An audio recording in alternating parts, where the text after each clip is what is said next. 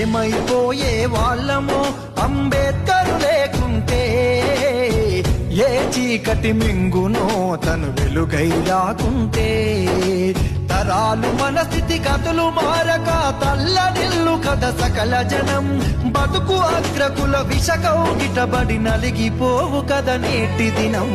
ఏమైపోయే వాళ్ళమో అంబేద్కర్ లేకుంటే, ఏ చీకటి మింగునో తను వెలుగై రాకుంటే.